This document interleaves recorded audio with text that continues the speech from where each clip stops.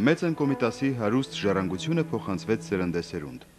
Այսօր նրա երաժշտությունը հնչում է աշխարհի տարբեր բեմերից անվանի երաժիշտների կատարմամբ։ Նրա անունը կրում է հայ երաժիշտների դարբնոցը, Երևանի պետական կոնսերվատորիան, կամերային երաժշտության տունը եւ մի հիանալի կոլեկտիվ, Հայաստանի պետական լարային քարյակը, որը արդեն 20 տարի է ղեկավարում է Հանրապետության ժողովրդական արտիստ, պետական մրցանակի եւ միջազգային մրցույթների դափնեկիր պրոֆեսոր Էդվարդ Թադևոսյանը։ Մայիսի 1-ին նա դարձավ 49 տարեկան։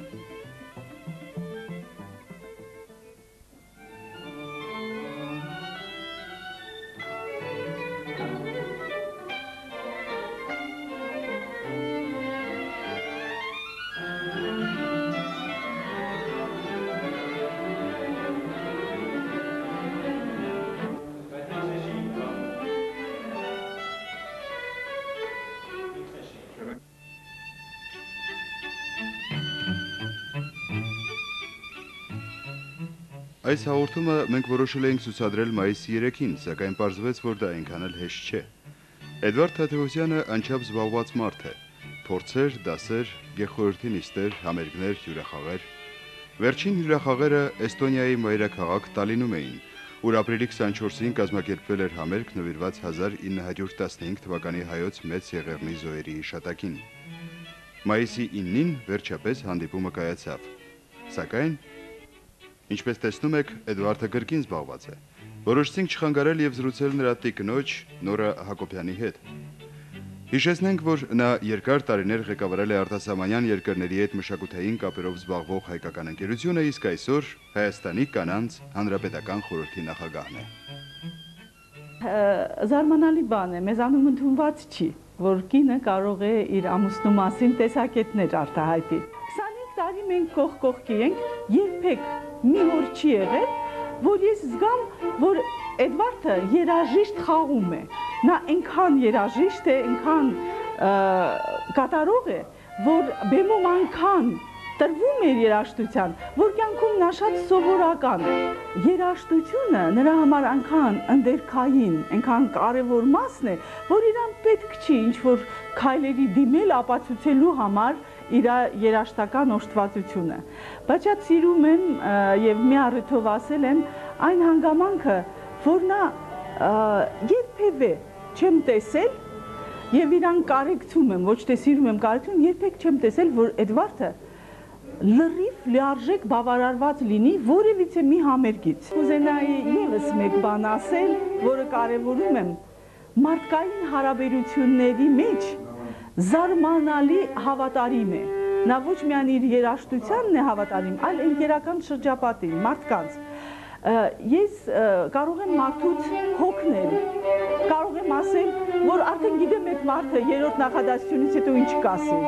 բայց ինքը երբեք ինձ թույլ չի տա, որ ես դավեմ իր ընկերներին։ Ինչա դուր է գալիս, ես շատ սիրով լսում եմ Էդիկի դասերը, երբ որ Էդիկը իր աշակերտներին մեկ-մեկ այսպես բառով ասում է,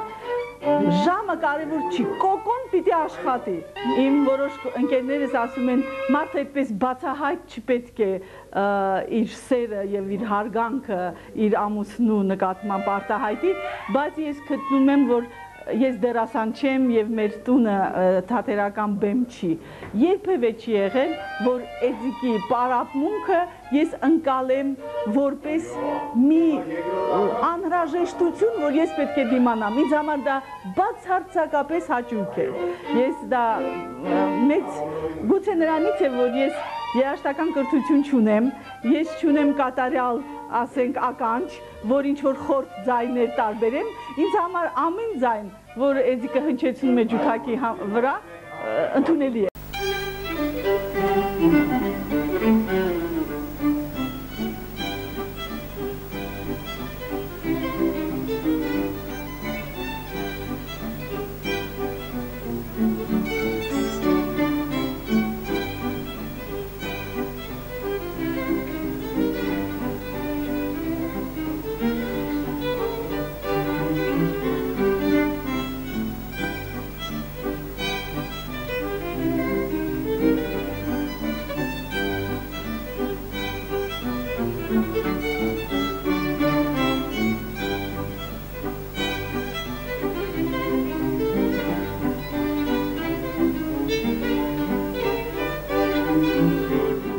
ուզում եմ սկսել ձեր մանկությունից։ Ես գիտեմ, որ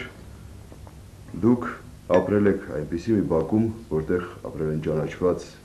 մարդիկ, ինչպես օրինակ այն տարիների Կենտկոմի առաջին քարտուղար Զարուբյանը, այո, Յակոբ Նիկիտիչ, այո, գեներալ Սաֆարյանը եւ մի շարք անվանի մարդիկ, ինչպիսին էր ձեր մանկությունը, ինչպիսին էր ձեր բակը, այ կարող եք հիշել։ Փայլուն։ Կարեն ջան, առաջինը ես ուզում եմ իմ զարմանքս եւ իմ շնորհակալությունը հայտնել։ Մենք անցյալ տարի հանդիպեցինք քեզ հետ բոլորովին պատահական եւ դու հարցրեցիր երբ հացնունդդ, ասեցի անցել է արդեն։ Մայիսի 1-ին էր։ Եվ ես զարմացա, երբ որ այս տարի դու ուրեմն հիշել ես։ Շատ շնորհակալ եմ դրա համար։ Երկրորդը, ուրեմն մինչև մեր զրույցը սկսելը ես ուզում եմ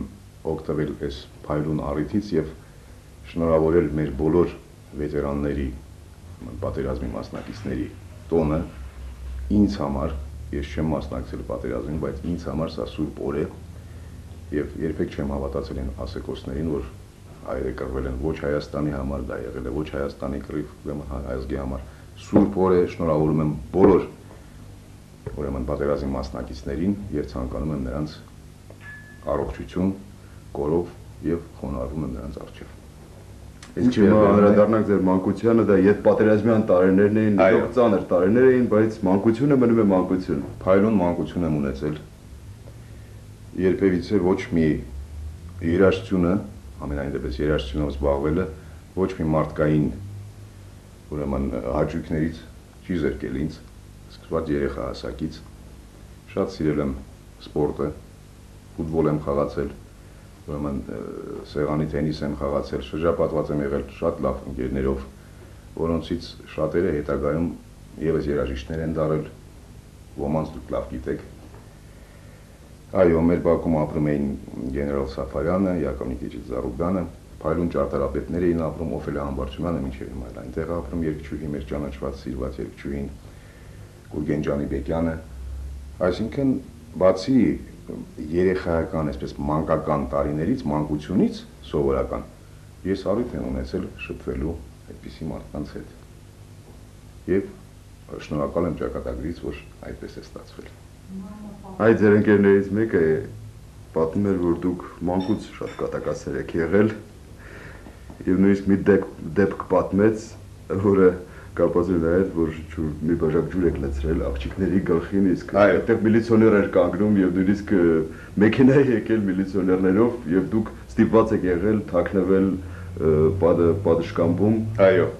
Եվ գիտեք, զարմանալին նա էր, որ եթե ուրեմն կողոպտողներ լինեին, բնակարանային գողեր լինեին, ես չեմ կարծում, որ այդպիսի օպերատիվ ուրեմն մոտեցում կլիներ եւ այդ 2-3 մոտոցիկլետները 5 րոպեվա ընթացքում կհայտնվեին, բայց քանի որ ընդամենը անմեղ 2 երեխաներ էինք, շատ օպերատիվ հայտնվեցին այս ուրեմն միլիցիոներները, որոնց շատ գեղեցիկ ճանապարհեց մեր գեներալ Սաֆարյանի տղան Իլիչը, ասելով, որ երեխաներ են կատակել են, հիմա ինչա պատահել, մի բաժակ ջուր լցրեցին։ Այսպես կատակներ շատ է եղել իհարկե։ Այդ դուք ֆուտբոլի մասին հիշեցիք, որ սիրել եք ֆուտբոլ խաղալ։ Այսօր ընդհանրապես մոդա է դարձել արվեստագետները, քաղաքական գործիչները ֆուտբոլի թիմեր են կազմում, հանդիպումներ են կազմակերպում։ Այսօր ինչպես եք վերաբերում այդ հարցին, ժամանակ լինում է ֆուտբոլով զբաղվել։ Դժբախտաբար ոչ, դժբախտաբար չի լինում ֆուտբոլով զբաղվել, բայց իհարկե օգտվում եմ առիթից եւ հետաքրքիր միջազգային հետաքրքիր հանդիպումները, ուրեմն հեռուստատեսությամբ հնարավորության դեպքում նայում եմ, կարծում եմ, որ ինչ որ չափ հասկանում եմ ֆուտբոլից, որովհետեւ ժամանակին, երբ որ Մոսկվայի կոնսերվատորիայում ես սովորում էի, ուրեմն խաղում էի Մոսկվայի կոնսերվատորիայի ֆուտբոլի հավաքական թիմում շատ հայտնի երաժիշտների հետ, որոնք ֆուտբոլի հետ շատ սերտ ուրեմն կապեր ունեին։ Պետք է ասեմ, որ իմ հայրս, որը միշտ ինձ համար եղել է եւ մնում է մարդու իդեալական կերպար, տեսնում էր այդ հանգամանքը, որ սիրում եմ խաղալ եւ ժամանակին մի մարդ եկել է իրան ասել է, որ գուցե տանենք այս տղան դուրս զբաղվի։ Նա ասել է, որ դե լավ խաղաց մինչև 30 տարեկան, հետո ինչ պիտի լինի, արդյոք նրանից մի մարզիչ կամ ինչ-որ բան կստացվի։ Ինժեներ էր ինքը, շատ հետաքրքիր մարդ էր, շատ խելոք մարդ էր, շատ ոնց որ մեր լավ բարեկամ ներից մեկը ասում է շատ կարքին մարդ էր, կրթված մարդ էր, բայց դժբախտաբար ժամանակից շուտ վախճանվեց 51 տարեկան հասակում եւ ամբողջ ծանրությունը ընկավ մորս ուսերին, որը եւ մեծացրեց դաստիարակեց ուսման տվեց, ամեն տեսակետից ներսուկ եղավ եւ մինչեւ այսօր էլ դա շարունակում է։ Իզեր մայրը մասնագիտությամբ ով է։ Մայրս նեղ մասնագիտություն չունի, բայց ստիպված է եղել տարբեր աշխատանքներ տանել, որպեսզի ուրեմն իր զավակներին ոտքի կանգնեցնի եւ կարծում եմ, որ այսօր չպետք է ափսոսա դրա համար ես իրեն շատ շնորհակալ եմ։ Էդվարդ, ավարտելով Չայկովսկու անվան դպրոցը այստեղ դուք գնացիք Մոսկվա։ Այո։ Սա փաստորեն ձեր կյանքի երկրորդ փուլն է Մոսկվա հանդիպում անվանի մարդկանց հետ, արվեստագետների հետ եւ վերջի Լեոնիդ Կոգենի դասարան, այդ ժամանակաշրջանի մասին ինչ կասեք։ Գիտեք ինչ, դա մի ժամանակաշրջան էր, որը երաժիշտների մի փայլուն համաստեղություն տվեց։ Հավանաբար ինչ որ օրինաչափություն կա նրա մեջ, որ ժամանակ առ ժամանակ են լինում, ուրեմն ծնվում ընդունակ մարդիկ, հետո ինչ որ մի պետք է պաուզա լինի։ Ես հիշում եմ, որ իմ ժամանակ Մոսկվայի կոնսերվատորիայում սովորում էին ինձ հետ միասին համակուրսեցիներ էին կամ 1-2 տարվա տարբերություններ։ Վալոդյան Սպիվակով, Վիկտոր Դրիզիկովա, Լիանա Իսակաձեն, Սերգեյ Կրավչենկո, Միշա Բիզվերտի, Գիդոն Կրեմեր, Նատաշա Գուտման, Ալեկ Կագան հանգուցյալ դժբախտաբար։ Եվ իհարկե լինել այդ մարդկանց շրջապատում շփվել նրանց հետ, ել չեմ ասում հնարավորություն ունենալ շատ հաճախ կամ ամեն շաբաթ կամ շաբաթը 2 անգամ այցելել այն դասարանը, որտեղ պարապում է հանճարեղ ջութակար, նա հեղափոխական էր ջութակի մեջ, ուրեմն ջութակի արվեստի, կատարողական արվեստի մեջ Լեոնիդ Կոգենը, հանդիպել Դավիթ Օյստրախի, Մստիսլավ Ռաստրապովիչի, Յուրի Անկիլևիչի հետ, լսել նրանց բաց դասերը, կատարել եւ շփվել այնպիսի կոմպոզիտորների հետ, ինչպիսին են Դմիտրի Դմիտրի Շոստակովիչը, Արամ Իլիչ Խաչատուրյանը եւ շատ ուրիշներ։ Որը ձեզ առաջին անգամ լսել է, երբ դուք 8-րդ դասարանում եք սովորում։ Այո, այո։ Ես տեսնում եմ, որ դուք շատ հետաքրքիր դոսիե ունեք։ Ուրեմն ես 63 թվին էր, երբ որ Արամ Իլիչի 60-ամյակն էր, Վիկտոր Պիկայզենը եկավ իր հետ, պետք է կատարել նոր գրված կոնցերտ Ռապսոդիան եւ ջութակի կոնցերտը։ Իսկ իմ ուսուցիչը Տատյանա Հայրապետյանը, որի մոտ 11 տարի ես սովորեցի ուրեմն Չայկովսկու անվան դպրոցում, որոշեց որպես երեխայի բերի եւ ցույց տա Արամ Իլիչին լսեց եւ ասաց, որ Պիկայզյանը պետք է նվագի Ռապսոդիան, իսկ օրկեստրով վաղը կնվագի Էդիկը Թադևոսը։ Սա ուրեմն խնդիրների առաջ կանգնեցի իհարկե, որովհետեւ դե երեխա էի, մեկ օրվա մեջ, մեկ փորձից, բայց իհարկե մեծ ստիմուլ էր դա։ Եվ երբևիցե կյանքում չեմ մոռանա այս այդ բանը։ Եվ հետագայում 90-ամյակը Արամ Իլիչի նախանցյալ տարի իմ եւ ուրեմն մեր Հայաստանի դեսպանության աշխատող Գագիկ ազգանուն դժբախտաբար հիմա մոռացել եմ, մեր նախաձեռնությամբ մենք ուրեմն կազմակերպեցինք Արամ Խաչատրյանի 90-ամյակին նվիրված համերգաշար,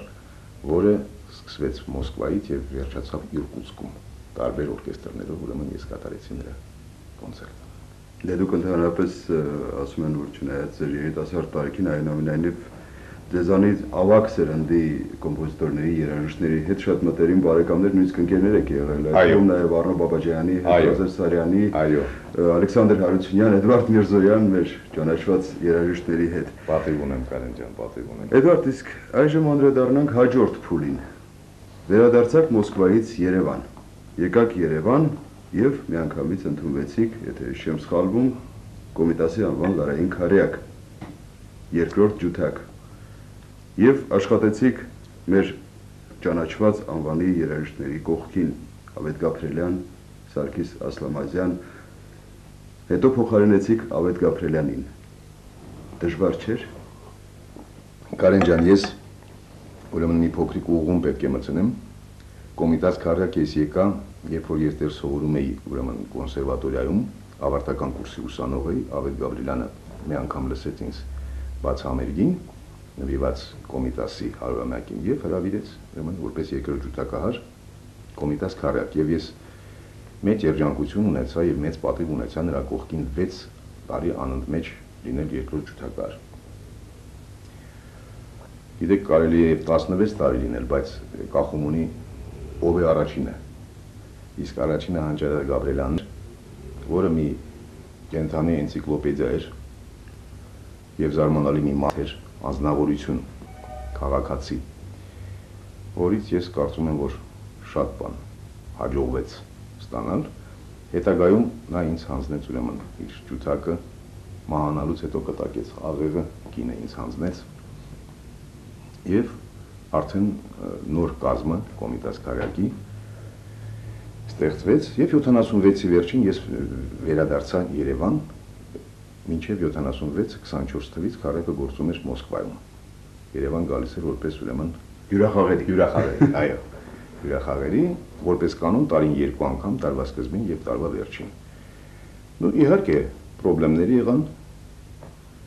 Առաջին խնդրեմը նա էր, որ խոսակցություն կար արդյոք իմաստ ունի այդպիսի ուրեմն մեծերից հետո, ինչպիսին են Հավետ Գաբրելյանը, Սարգիս Ասլամազյանը, որպեսզի քարյակը գոյություն ունենա նույն անվան տակ։ Բայց գտնվեցին խելոք մարդիկ, որոնք հասկացան, ինչպես Հավետ Գաբրելյանն էր ասում, որ եթե մխատը, եթե Կաչալովը ուրեմն գնում է թատրոնից, ինչ պատճառներով մխատը չի դադարում ուրեմն գոյություն ունենալուց։ Եվ իր իսկ օրինանքով քարյակը շարունակեց իր աշխատանքը, որոշ ժամանակ Հավետ Գաբրելյանը մնաց որպես կոնսուլտանտ։ Ну, աշխատեցինք արդեն այսօրվա օրով 2-3 արտիստներ քարյակում փոխվել են, մասնավորապես երկրորդ ջութակահարը եւ ուրեմն ալտահարը, բայց բազմաթիվ ամերիկային ուղևորություններ են ունեցել։ Հայաստանում իհարկե դա մեր առաջի, դա մեր պարտքն է ուղղակի, Հայաստանում չկա այդպիսի շրջան, որտեղ մենք կամ տասնյակ անգամ կամ մի քանի անգամ եղած չլինենք, եւ բազմաթիվ արտասահմանյան երկրներում պատիվ ենք ունեցել ներկայացնել Հայաստանի ուրեմն կատարողական կամերային արվեստը։ Իսկ ասեի գրեթե ամբողջ աշխարհում եք եղել։ Այո։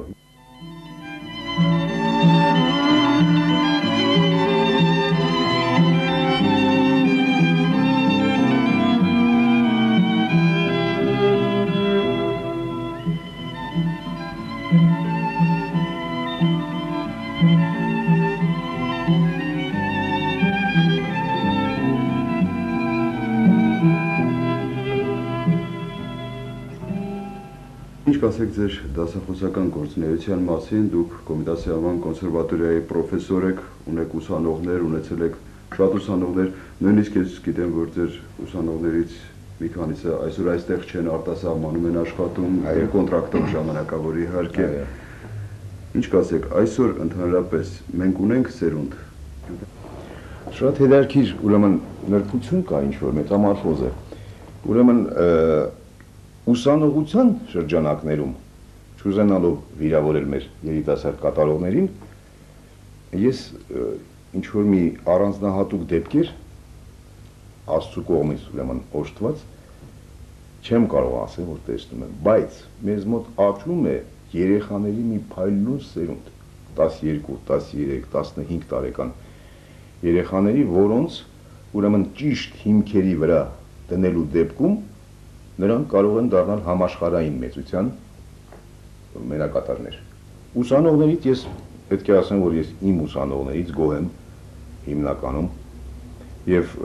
շատ սիրում եմ մանկավարժական գործունեությունը,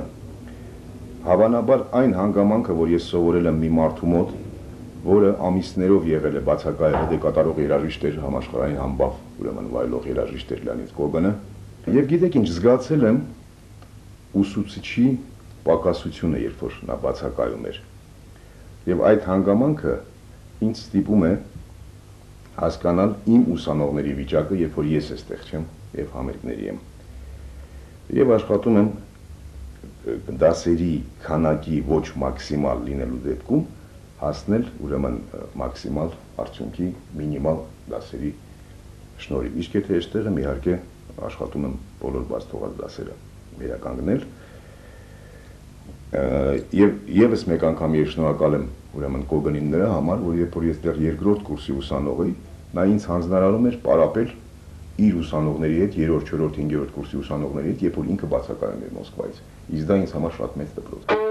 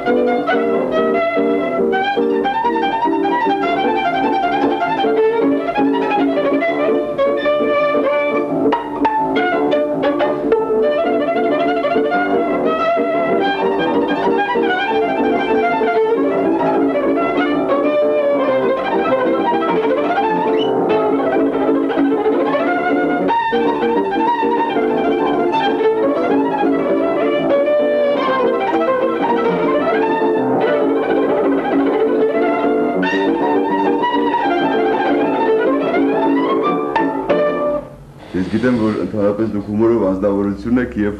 ունեք մի մեծ հավաքածու անեկդոտների։ Այ կարող եք վերջին անեկդոտը պատմել։ Գիտեք ինչ, վերջինը դժբախտաբար չեմ կարող, որովհետեւ լսողների ուրեմն տպավորությունը իմ մասին անցանկալի կլինի ինձ։ Այնպիսի անեկդոտ է, որ չեմ կարող ինձ թույլ տալ հեռուստատեսությամբ այդ անեկդոտը պատմել։ Ուղղակի կարող եմ հիշել այսպիսի մի դեպք, որ ասում են ինչու վերջերս շատ երկար ժամանակ լռում է հայկական ռադիոն։ Պատասխանել, որովհետև մահացավ վերջի հրեան, որը հնարում էր այդ անեկդոտները։ Դա դες երաժշտական անեկդոտ։ Երաժշտական անեկդոտ կարող է։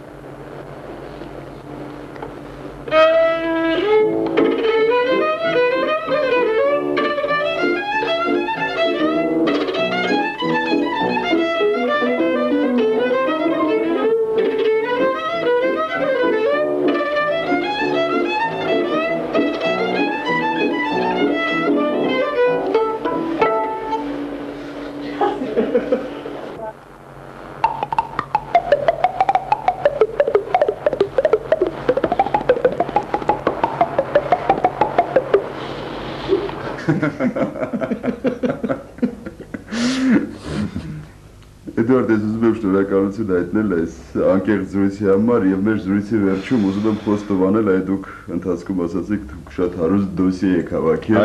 Այո։ Ես ուզում եմ, ինչպես ասում են, բացել խաղաքարտերը եւ